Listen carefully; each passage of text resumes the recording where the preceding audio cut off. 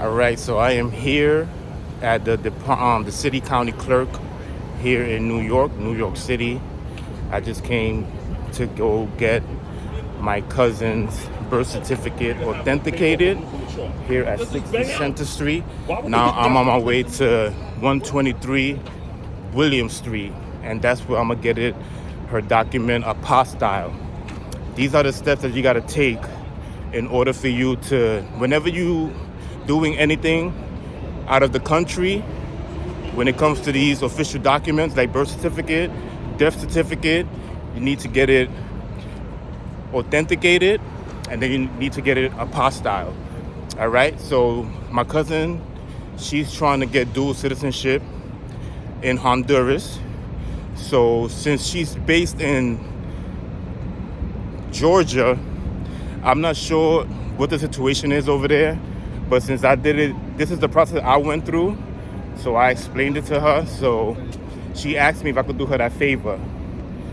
So I knew it was going to be hectic while I'm working, because it happened to me. I had to do it in two separate occasions. I had to come to the city county clerk one day on my lunch break, and then go get it apostille at 123 William Street.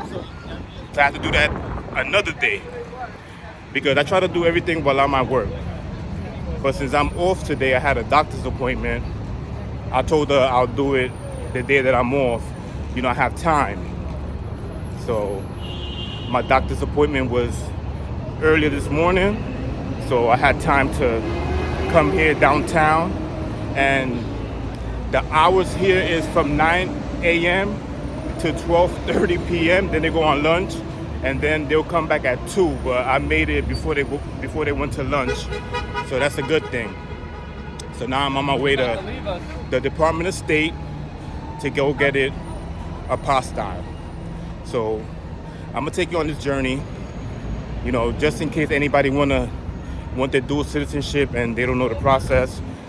This is the reason why I'm shooting this video, so that way I could go step by step of the things that you need to do. All right? Follow me on this journey. Okay, so I just left the Department of State.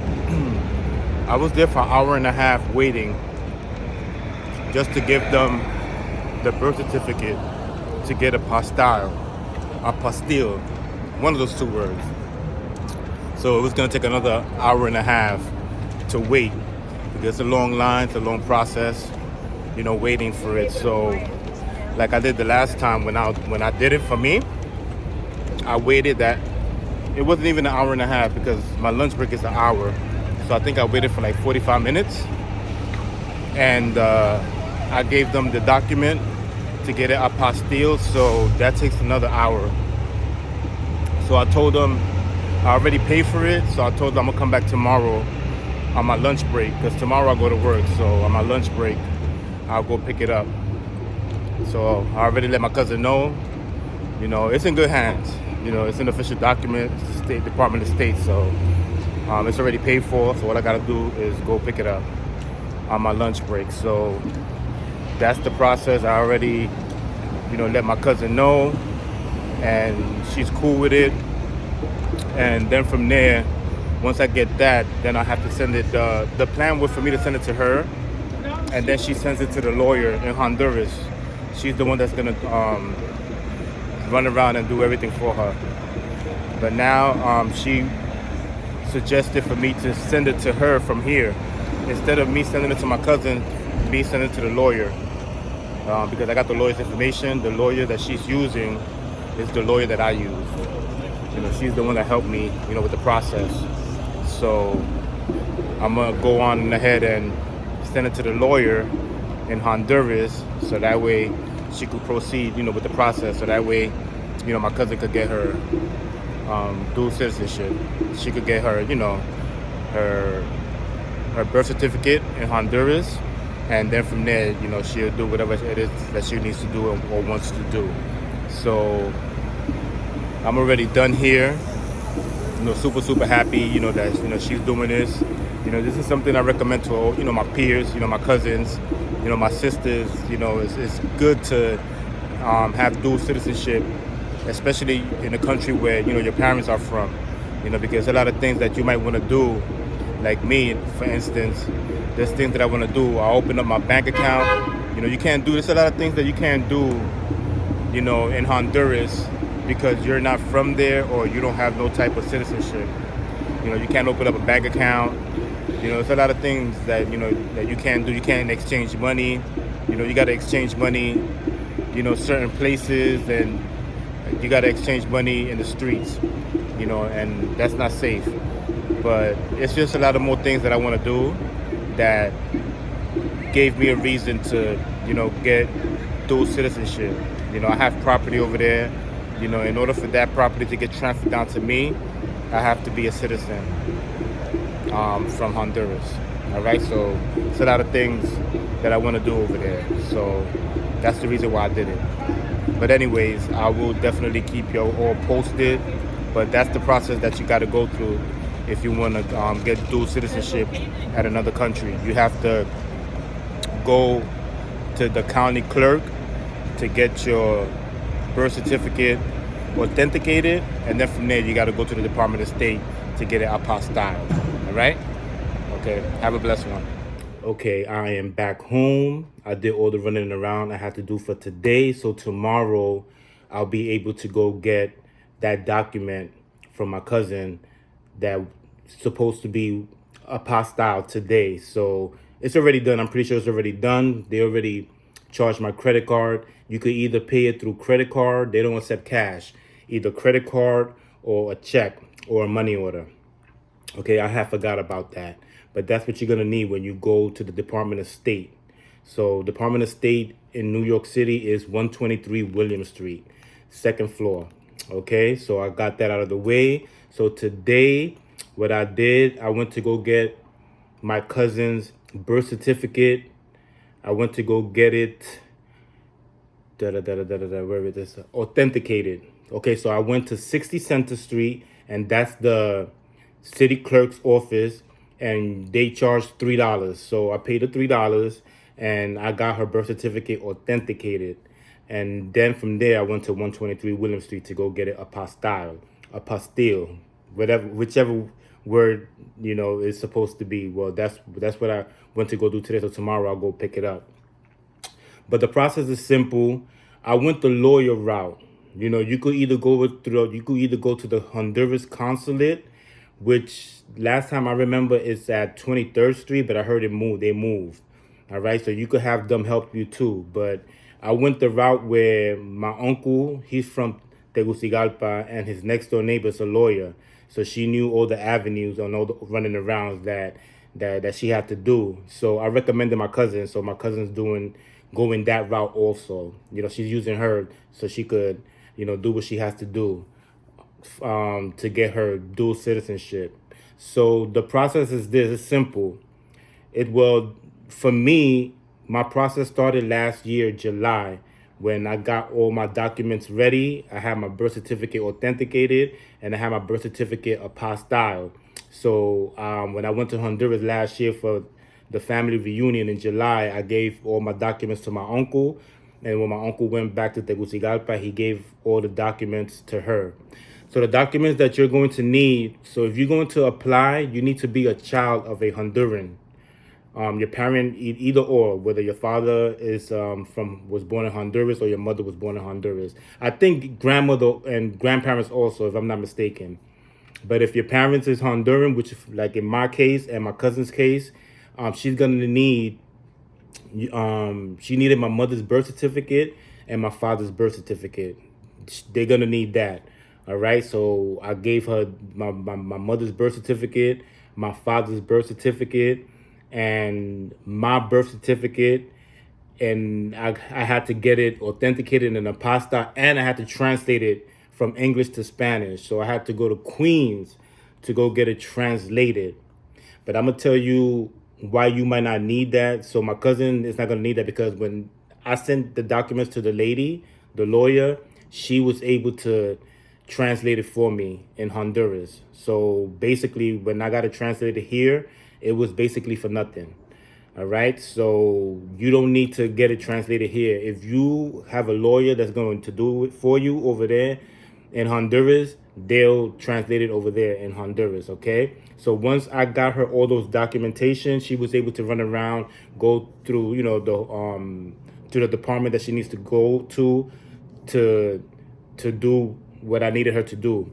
And I think I did a calculation of all the money that I sent her. I paid her $1,100 US, and the reason why it was that expensive is because something was wrong with my father's birth certificate. I think my father's birth certificate, because they could go to a department or office where they're able to get birth certificate. So my father's birth certificate, for some apparent reason, was not in Tegucigalpa, so she had to go to Tela, where my father was born, in that department to go get what she needed from my father. So that's what ended up happening. So I had to pay her a fee because I got to pay for her transportation. And I think she said she did it in one day. So I had to pay for her transportation and all the running around that she needed to do in Tela. And for her to go back to Tegucigalpa, where she's from, and she's doing all the running around. So from July, I had to do some stuff with her. I had to send her some documents from here also. There was another document that she needed from me. No. She sent me a power of attorney for her to represent me. So she sent me the power of attorney from Tegucigalpa to New York. I think she emailed it to me. So I had to print it out and I had to sign it and then send that back to her. So that whole process she started the process in October. I remember because I have receipts. So she told me, Michael, everything is already in. Everything is already in, so you have to wait a couple of months. This was in October. In November, in January, when it was tax season, usually, I'm home tax season, I sent her a message out of curiosity, and she was like, everything is good. You might have to wait till at least May. I was like, okay, no problem. I'm not in a rush. So we're talking about from October, November, December, January, February, March, April, May. Almost 8 months. Because when I went to Honduras, actually, no, I'm lying. October, November, December, January, February, March, April. 7 months. Because when I went to Honduras for my father's 20-year memorial, I was talking to my mom. My mom had asked me about it. She was like, Michael, what's going on with that situation? My mother asked me and my wife asked me, and I told them that, my lawyer said it should be here soon. Sure enough, when me and my wife went to Roatan, we was in San Pedro. When my lawyer sent me a message, she was like, congratulations, you are now Honduran.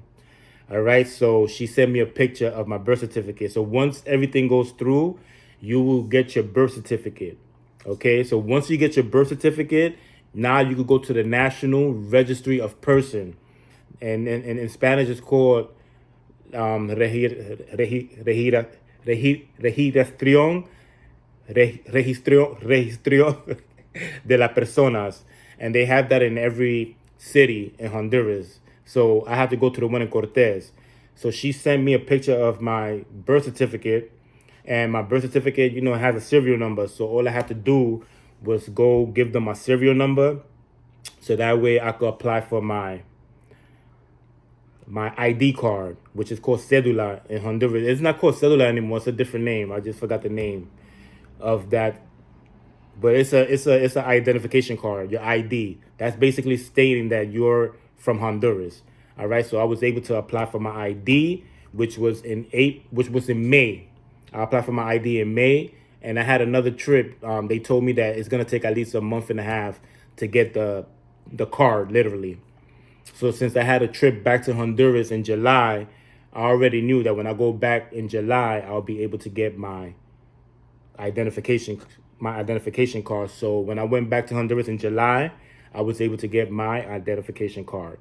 Once you get your identification card, now you can go apply for your passport, which is what I did that same day. So when I got my card, I went to the bank. You have to go to the bank before you even go to the place to go get to go apply for your passport. You have to go to the bank, pay them a fee at the bank, and then the bank is going to make the appointment for you. Once they make that appointment for you, they're going to give you a receipt. that you made your payment, and that receipt is your appointment, because in that receipt is going to give you the day that you have to go to apply for your passport. So the day that I chose was Monday, because it was a Friday when I went. So I chose Monday to go apply for my passport. And when you go apply for your passport, you get your passport that same day. The reason why I didn't get it that same day was because there was a computer, something was wrong with the computer. So no computer was working for me to get my passport that same day. All right, so I had to wait till that Friday because I had to go to Rio Tinto in Honduras, and then when I got back from Rio Tinto to go back to Puerto Cortez, to San Pedro, actually I had to go. I set my appointment up to do it in San Pedro. That's a city. That's another city in Honduras by the airport. So once I got my passport, you're officially Honduran once you get your birth certificate. You are officially Honduran once you get your birth certificate, because when my lawyer sent me when she sent me the message, she was like, "Congratulations, you are now Honduran." That was like a big moment for me. I was super, super happy. It's something that I wanted to do since last year, and I got that accomplished. I was not in a rush for it. Everything, takes time. You have to be patient and you have to be disciplined. That's what I always preach here on my channel. So, that's the whole process. So the whole process takes about 6 to 7 months. Okay, that's the whole process. All right. So, like I said, you have to get your birth certificate authenticated and apostille, and then from there, you send if you're gonna go the lawyer route, you send your documentation to your lawyer. Your lawyer does all the running around for you for a fee, and she'll be able to get your passport, your birth certificate translated from English to Spanish. That's another fee. All right. And that's about it. It's simple, it's basic. You could do it yourself, but you're gonna be doing a whole bunch of running around. That's why I chose a lawyer to do it for me, because she was there to do all the running around for me. All right. So those are the steps that you need to take to be a dual citizen in Honduras. All right. It's simple. And the reason why I did it is because I go to Honduras on a yearly basis, and I have property over there. Well, my parents and her sibling has property over there, and soon, we're gonna have to go through the process of transferring my mom's share of property to me and my sisters.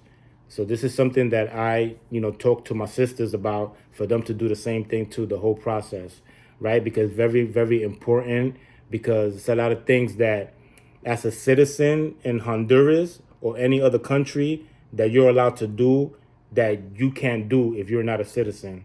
So since I go there every year, I chose to, be a dual citizen. So, and I was able to open a bank account, and most likely I probably open up a business over there. And I wouldn't be able to do that if I didn't have dual citizen. So that's the reason why I chose to get my dual citizenship. Okay, friends and family, thank you for tuning in. I hope you found some type of value in this information that I gave you. Please like, subscribe. It's free.